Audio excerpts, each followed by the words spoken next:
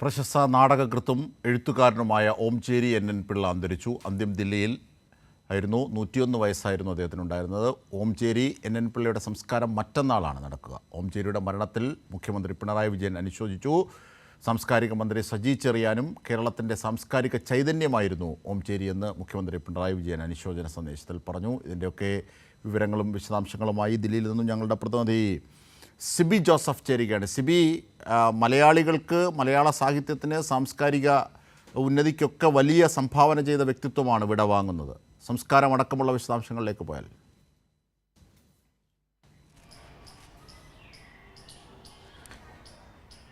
അജിംഷാദ്, ഇപ്പോൾ സംസ്കാരമടക്കം തീരുമാനിച്ചിരിക്കുന്നത് മറ്റന്നാളാണ്. മറ്റന്നാൾ വൈകിട്ട് 3 മണിയോടെ ലോധി റോഡ് ശ്മശാനത്തിൽ സംസ്കരിക്കുമെന്നുള്ളതാണ് നമുക്ക് ലഭിക്കുന്ന വിവരം. അതിനു മുമ്പായി തന്നെ ഒരുപക്ഷെ ട്രാവൻകൂർ പാലസിൽ നാളെ പൊതുദർശനത്തിന് വയ്ക്കാനുള്ള സാധ്യതയുമുണ്ട്. എന്തായാലും അത് സംബന്ധിച്ച് അന്തിമമായി തീരുമാനമെടുത്തിട്ടില്ല. എന്നാലും സംസ്കാരം മറ്റന്നാൾ വൈകിട്ട് 3 മണിക്ക് എന്നുള്ളതാണ് ഇപ്പോൾ തീരുമാനിച്ചിരിക്കുന്നത്. ഞാനിപ്പോൾ നിൽക്കുന്നത് അദ്ദേഹത്തിൻ്റെ വസതിയിലാണ്.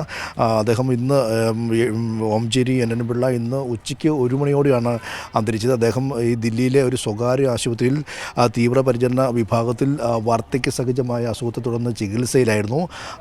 ഒരു ഉച്ചയ്ക്ക് 1 മണിയോടെയാണ് അദ്ദേഹത്തിൻ്റെ അന്ത്യം സംഭവിച്ചത്. അദ്ദേഹത്തിന് 100 വയസ്സ് തികഞ്ഞു. 101ാമത്തെ വയസ്സിൽ 100 വയസ്സ് തികഞ്ഞു. 1924 അദ്ദേഹം വൈക്കത്ത് ജനിച്ചത്. 1951 ശേഷമാണ് അദ്ദേഹം ദില്ലിയിലേക്ക് എത്തുന്നത്. പ്രത്യേകിച്ച് ആകാശവാണിയിൽ അദ്ദേഹം മലയാള വിഭാഗം, വാർത്താ വിഭാഗത്തിൻ്റെ ജീവനക്കാരനായിട്ടാണ് അദ്ദേഹം ദില്ലിയിൽ എത്തിയത്. പിന്നീട് ഒരു 7 പതിറ്റാണ്ടോളം ദില്ലിയിൽ അദ്ദേഹം ഈ മലയാളികളുടെ സാംസ്കാരിക കൂട്ടായ്മയിലെല്ലാം തന്നെയും നിറസാന്നിധ്യമായിരുന്നു. അദ്ദേഹത്തിൻ്റെ നിരവധി പുരസ്കാരങ്ങൾ, കേന്ദ്ര സാഹിത്യ അക്കാദമി പുരസ്കാരം, കേരള സാഹിത്യ അക്കാദമി പുരസ്കാരം അടക്കം എല്ലാം തന്നെയും നിരവധി പുരസ്കാരങ്ങളും അദ്ദേഹത്തിന് ലഭിച്ചിട്ടുണ്ട്. അദ്ദേഹത്തിന് കേരളത്തിൻ്റെ പ്രഥമ പുരസ്കാരം നൽകി കേരളവും അത്തരത്തിൽ അദ്ദേഹത്തെ ആദരിച്ചിരുന്നു. എന്തായാലും അദ്ദേഹത്തിൻ്റെ നിരവധി നാടക രചനയിൽ എല്ലാം തന്നെയും വളരെയധികം ശ്രദ്ധേയമാണ്. പ്രത്യേകിച്ച് അദ്ദേഹം AKGയുമായിട്ടെല്ലാം തന്നെയും വളരെ വലിയ അടുപ്പമുണ്ടായിരുന്ന ഒരു എഴുത്തുകാരൻ കൂടിയായിരുന്നു. ഈ ലോക്സഭ പ്രതിപക്ഷ നേതാവായിരിക്കുമ്പോൾ AKGയുടെ പ്രേരണയാൽ അദ്ദേഹം എഴുതിയ നാടകം പ്രധാനപ്പെട്ട പ്രത്യേകിച്ച് MP മാരായിരുന്ന KC George, PT Punnoose, Imbichi Babu അടക്കമുള്ള BP നായർ അടക്കമുള്ള പ്രമുഖരുമായിട്ടെല്ലാം തന്നെയും അദ്ദേഹത്തിന് ഏറെ ബന്ധമുണ്ടായിരുന്നു.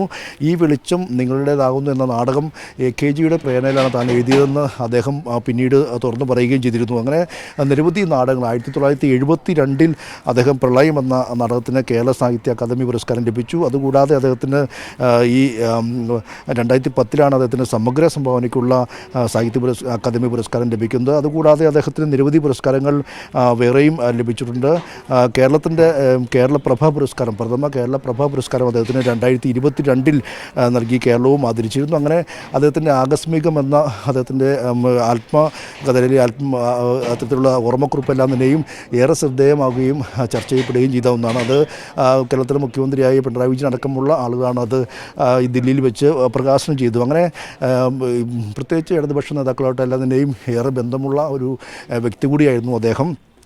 എന്തായാലും ഇപ്പോൾ അദ്ദേഹത്തിൻ്റെ വസതിയിലേക്ക് മൃതദേഹം ആശുപത്രിയിൽ നിന്നും അല്പസമയത്തിനകം തന്നെ എത്തിക്കും.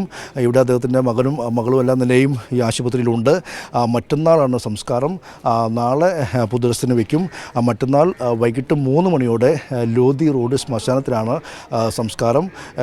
എല്ലാവർക്കും ഇത്തരത്തിൽ അന്തിമോപചാരം അർപ്പിക്കാൻ വേണ്ടിയെല്ലാം തന്നെയും സൗകര്യങ്ങൾ ഏർപ്പെടുത്തിയിട്ടുണ്ട്. നാളെ ഒരുപക്ഷെ അക്കാര്യത്തിൽ തീരുമാനമായിട്ടില്ല. ഒരുപക്ഷെ ട്രാവൻകൂർ പാലസിലായിരിക്കും രാവിലെ 10 മണി മുതൽ 2 മണി വരെ പൊതു ദർശനം എന്നുള്ള കാര്യത്തിലാണ് ഇപ്പോൾ ഒരു പ്രാഥമികമായ തീരുമാനമെടുത്തിരിക്കുന്നത്. എന്തായാലും അന്തിമമായി അത് കുടുംബാംഗങ്ങളെ അറിയിച്ചിട്ടില്ല.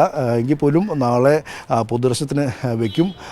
ഇന്നിപ്പോൾ ജോൺ ബ്രിട്ടാസ് MP അടക്കമുള്ളവർ എത്തുമെന്നുള്ളതാണ് നമുക്ക് ലഭിക്കുന്ന വിവരം. എന്തായാലും നിരവധി പേരാണ് അദ്ദേഹത്തിൻ്റെ ഈ ഒരു അന്തിമയാത്ര അറിഞ്ഞുകൊണ്ട് ഈ വീട്ടിലേക്ക് എത്തിക്കൊണ്ടിരിക്കുന്നത്. പ്രത്യേകിച്ച് ഒരു 7 സാംസ്കാരിക കൂട്ടായ്മ എല്ലാം തന്നെയും അദ്ദേഹം സജീവ സാന്നിധ്യമായിരുന്നു. ദില്ലിയും കേരളവും തമ്മിലുള്ളൊരു ബന്ധത്തിൽ അത് ഒരു ഉറപ്പിക്കുന്നതിലെല്ലാം തന്നെയും അദ്ദേഹം ഏറെ ശ്രദ്ധേയനായിരുന്നു. അതുകൂടാതെ അദ്ദേഹം ദില്ലിയിലെ ഭാരതീയ വിദ്യാഭവനിൽ കമ്മ്യൂണിക്കേഷൻ മാനേജ്മെൻറ്റ് കോളേജിൻ്റെ പ്രിൻസിപ്പലായിരുന്നു. അങ്ങനെ നിരവധി പദവികൾ വഹിച്ചതെല്ലാം തന്നെയും അദ്ദേഹത്തിൻ്റെ മരണം വരെയും അദ്ദേഹം നിറസാന്നിധ്യമായിരുന്ന ഒരു വ്യക്തി കൂടിയാണ് ഇപ്പോൾ വിട പറഞ്ഞിരിക്കുന്നത്. അജിംഷാദ്. ശരി, സിബി ജോസഫാണ് സമഗ്രമായ വിവരങ്ങൾ നൽകിയത്. ഓംചേരി എൻ പിള്ള അരങ്ങൊഴിഞ്ഞു. അദ്ദേഹത്തിൻ്റെ സംസ്കാരം മറ്റന്നാളാണ് ഉണ്ടാവുക.